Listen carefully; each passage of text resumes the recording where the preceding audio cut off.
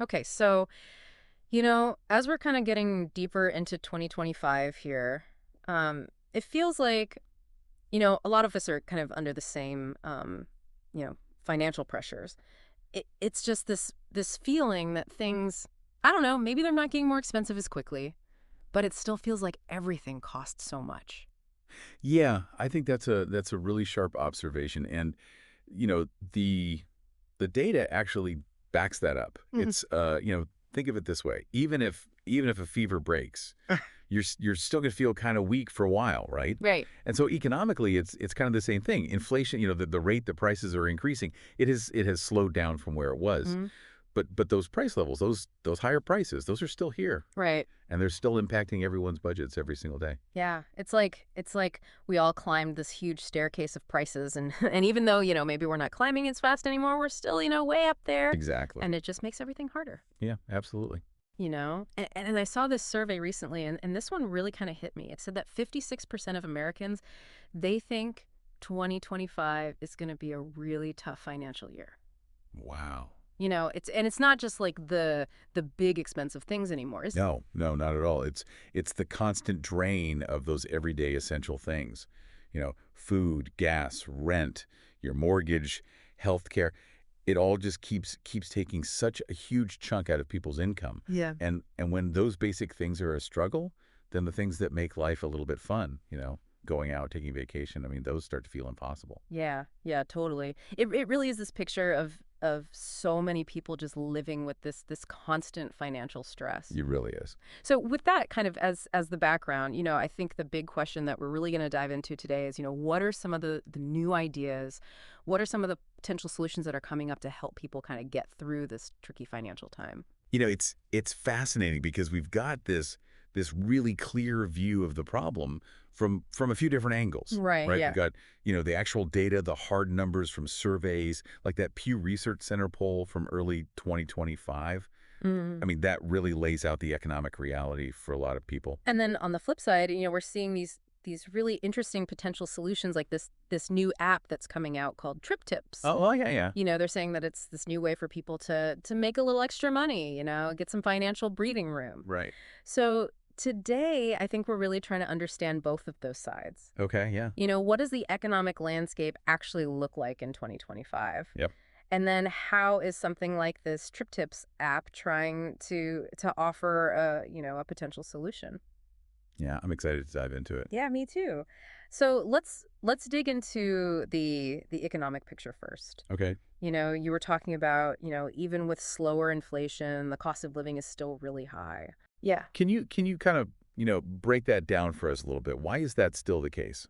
So think about it like this. Inflation it's the rate that prices are going up, right? Yeah, So when that rate slows down, it doesn't mean that the prices suddenly drop back down. got it. It just means they're not increasing as quickly anymore. Okay, so the price of, if my groceries cost way more last year, then a slower inflation this year just means that maybe they won't go up that much again, but they're still at that higher level. Exactly. And that's what a lot of analysts are calling sticky inflation. It's Hmm. particularly in certain sectors where those prices they're really resistant to coming back down. Okay, so we're still dealing with the kind of like the echo, the aftermath of those earlier price spikes. Yeah, yeah, you could say that. Okay, and one of the things that really jumped out, from the things that we were looking at is that wages haven't really kept up with all of this. Oh. Even with, what seems to be a pretty stable job market. Yeah, and that's a really key point. I mean, a strong, healthy employment rate, that's a Yeah. really good sign. Right. But if what people are actually earning, their real wages, meaning what they can actually buy with their money after you factor in inflation, if that's not growing at the same rate as the cost of living, then their buying power is actually shrinking. Right. So so people can be working really hard, but their money just doesn't go as far as it used to. Right. And that gap between the rising costs and these kind of stagnant wages, I mean, that's a huge part of this financial strain that we're talking about. Right. And that strain it's showing up in some pretty obvious ways, right? Like the high levels of credit card debt that Mhm. that we're seeing. I mean, that tells a pretty big story. Absolutely. I mean, when people have to rely more and more on credit cards just to pay for everyday things, it's a huge red flag. It means that their regular income just isn't enough to cover the basics. Yeah. And of course, when you're carrying a big credit card balance, then you've got those interest payments on top of that, which just it makes it a really, really hard cycle to break. Yeah, for sure. And to put some real numbers to how people are feeling about all this, I mean, you mentioned that Pew Research survey earlier. Yeah. I mean, that gave some pretty low ratings to the current economic situation. It did. I mean, only about 1 in 4 people, only 24%, said that they thought the economy was excellent or good. Wow. And then, on the other hand, almost a third, 31%, actually used the word poor to describe it. Wow. So, I mean, that's a huge chunk of the population that has this really negative view of the economy. Yeah. Yeah. Absolutely. And the survey, it went even deeper than that, Yeah, right? It asked about the specific economic concerns that people had. it did. And, not surprisingly, inflation was the number one worry. Right. 62% of the people they asked, they said it was a major problem for them. And even with inflation cooling down, like we were just talking about. Right. It just goes to show you how much the impact of those past price increases, how much it's still affecting people. Right. Yeah, it's not just some abstract number. It's what you see every time you go to the grocery store, fill up your gas tank. For sure. In the survey, it also pointed out that people are really anxious about being able to afford just the basic things like food and housing. Yeah, and those concerns, I mean, they were really common in the survey. I mean, 43% of the people they asked, they said they thought food prices were going to get even worse. Wow. And then another 42% said they were worried about housing costs continuing to rise. It's just wild. I mean, these are like the most basic parts of life. Right. And the fact that so many people are worried about affording them just really shows you how deep these financial challenges go. Absolutely. So, I mean, it's clear right from the data, a lot of people are feeling really squeezed. They're having to make tough choices, cutting back on things that aren't totally essential, Right. which I think brings us to this idea of, people needing to find ways to make some extra money in this kind of economy. Yeah. Yeah, exactly. And that's where this TripTips app comes in, right? Yeah. Yep. So tell us more about it. What's their solution? So the big idea with TripTips is, giving regular people a way to make some passive income. It's going to be a mobile app. It's supposed to come out later this year in 2025. Okay. And the whole thing is built around referrals to local businesses. So basically, you use the app and then you refer other people to download it and then go shop at those local businesses. Okay, so it's like connecting people with local businesses. Right. Got it. So how does referring someone actually turn into money for me? Like what are the steps? Okay, so when you download the app, they're going to give you this unique referral QR code, okay? And you can share this code however you want. Tell your friends, your family, post it on social media, send it in a text or an email, or even just show it to people in person. Okay.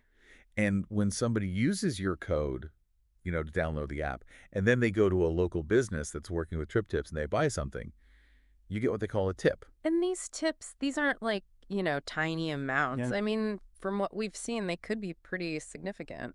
Yeah, that's a really interesting part of their model. I mean, the amount of these tips can vary a lot. It could be, as low as $10 or as high as $150 Wow. or even more for just one transaction. Wow. So, I mean, that could really add up Right. depending on how many people you refer Yeah, totally. and how much they use the app. Exactly.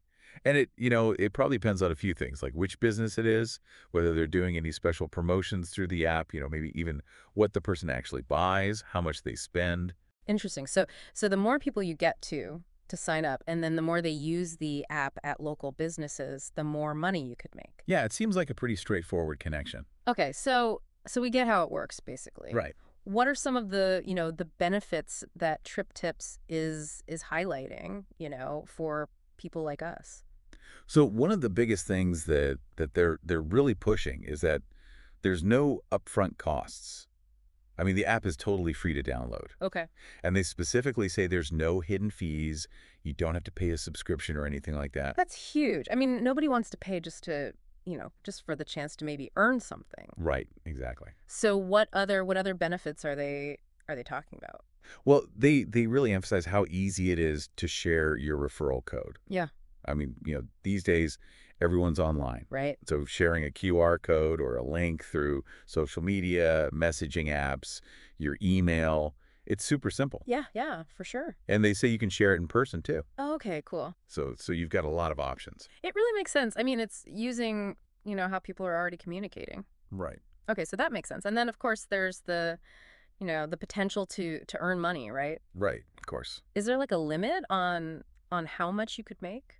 No, they actually say that there's unlimited earning potential, Wow. Okay. which I mean, that's a pretty strong motivator, right? Yeah. It's like the more effort you put into building your network and the more those people in your network, actually go to local businesses and use the app, the more money you can make.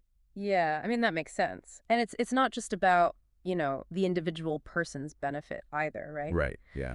Trip tips, they're also talking about this positive impact for the community as a whole. Yeah, definitely. They're saying that TripTips is a way to help local businesses, Mhm. and support the local economy. Yeah. So the idea is if they can encourage people to shop at these local places using the app, Right. that's going to bring more people in. Yeah. It could really boost their revenue. Right. And that creates this positive cycle, for everyone in the community. That's cool.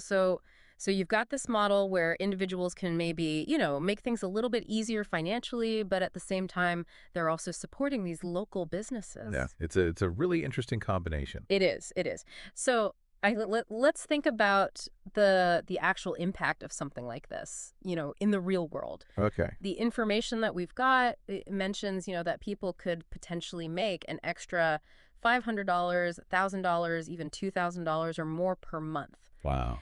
So for someone who's dealing with, all these economic challenges that we were talking about at the beginning, what kind of a difference could that kind of money make?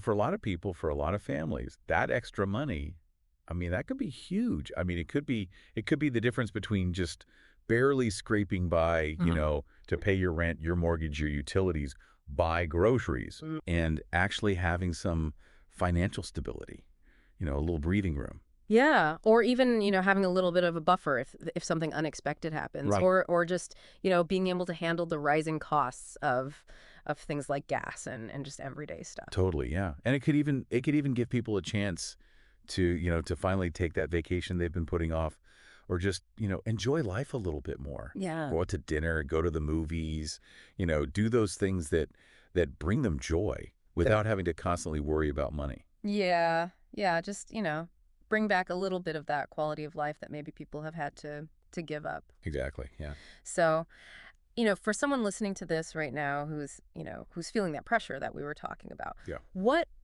can they do? What's the next step? How can they find out more about Trip Tips and maybe even get involved? Okay, so the app itself, it's not actually available yet. Okay. It's supposed to launch later in 2025. Mm. But they do have a website, triptipsapp.com. Okay. And they're encouraging people to go to the website and sign up for email updates. Okay. So that way they'll get, more information about the launch and they can get involved early on. So, get informed now. Yeah, Maybe start building that network so that when it launches, you're ready to go. exactly. Exactly. It's really interesting the information that we've got.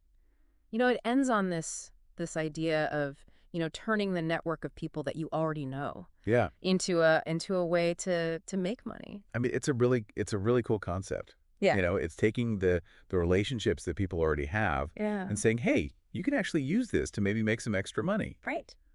And at the same time, you're helping out local businesses. Yeah, I mean it's a different way of thinking about, how to make money in this economy. It really is. So, okay, let's wrap things up. We've really dug into the financial challenges that so many people are facing in 2025. The high cost of living, wages not keeping up, people relying more and more on debt. Right. And we've looked at this potential solution, this Trip Tips app Yep. that's saying, hey, you can use your network to drive business to local businesses and make some money in the process. Yeah, exactly. I mean, it really shows you both the challenges that people are up against, but also, the innovative solutions that are coming up. Yeah, and on that note, here's a final thought. Okay. Think about all the people that the people you interact with regularly. Yeah. What kind of potential is there within those connections that maybe you haven't thought about? That's a good question.